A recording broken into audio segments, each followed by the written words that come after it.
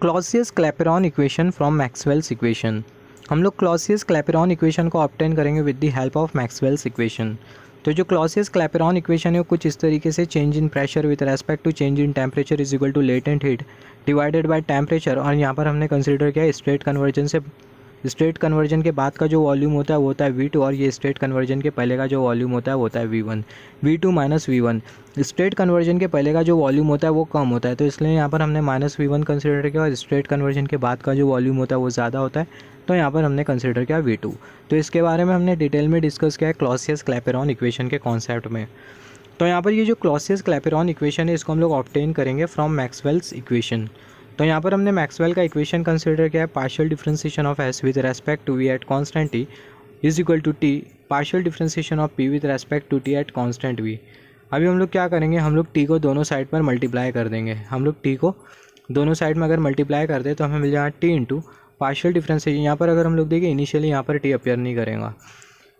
Maxwell का जो equation होगा कुछ इस तरीके से होगा, partial differentiation of S with respect to V at constant T is equal to partial differentiation of P with respect to T at constant V. यहाँ पर ये टी अपियर नहीं करेगा।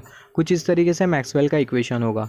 तो जो मैक्सवेल का जो इक्वेशन है इसको हम लोग मल्टीप्लाई कर देंगे टी के साथ, मतलब ये वाले टर्म के साथ हम लोग टी को मल्टीप्लाई कर देंगे और ये वाले टर्म के साथ हम लोग टी को मल्टीप्लाई कर देंगे, तो हमें मिल जाएगा T into partial differentiation of S with respect to V at constant T is equal to T into partial differentiation of P with respect to T at constant V. यहाँ पर अगर हम लोग देखें टी इंटू डी एस ये बराबर में होगा डेल्टा क्यू के, और ये जो डी वी हो डेल्टा वी होगा वो एज इट इज़, और ये जो टी होगा वो as it is is equal to ये वाला जो टर्म है उसको भी हमने एज इट इज़ कंसिडर किया। यहाँ पर change in heat with respect to change in volume at constant T ये बराबर में होगा latent heat divided by V2 minus V1, और ये वाला जो टर्म होगा वो एज इट इज़ होगा। तो यहाँ पर ये वाला टर्म ये वाले टर्म के बराबर में कैसा होगा, तो इसके बारे में हम लोग बात कर लेते हैं। यहाँ पर हमने कंसिडर किया एक सिस्टम जो कि अपने इनिशियल स्टेट में, और यहाँ पर हमने कंसिडर किया है कंटेनर में लिक्विड, और यहाँ पर जो इनिशियली जो वॉल्यूम है वो है V1। फिर उसके बाद हम लोग ये कंटेनर को हीट प्रोवाइड करते हैं। हीट प्रोवाइड करने के बाद होता है क्या, ये जो सिस्टम होता है वो अपने इनिशियल स्टेट से फाइनल स्टेट में जाता है, और फाइनल स्टेट में जो वॉल्यूम होता है वो होता है V2, और ये फाइनल स्टेट में जो लिक्विड है वो पूरी तरीके से वेपर में कन्वर्ट कर गई है। तो अगर हम लोग देखें स्टेट कन्वर्जन के बाद जो वॉल्यूम है वो है V2, और स्टेट कन्वर्जन के पहले जो वॉल्यूम है वो है V1। तो यहाँ पर हम लोग बोल सकते हैं जो V2 वॉल्यूम होगा वो ज़्यादा होगा और जो V1 वॉल्यूम होगा वो कम होगा। तो यहाँ पर अगर हम लोग देखें ये स्टेट से ये स्टेट तक, मान लेते हैं ये इनिशियल स्टेट और यहाँ पर ये है फाइनल स्टेट। इनिशियल स्टेट से फाइनल स्टेट तक जो लिक्विड है वो वेपर में कन्वर्ट हो गई, और जब स्टेट कन्वर्जन होता है हमें पता है जो टेम्परेचर होता है वो कॉन्स्टेंट होता है, और स्टेट कन्वर्जन के पीछे जो रिस्पॉन्सिबल हीट होती है उसको हम लोग बोलते हैं लेटेंट हीट। तो जो लेटेंट हीट होगी वो बराबर में होगी change in heat with respect to change in volume at constant temperature.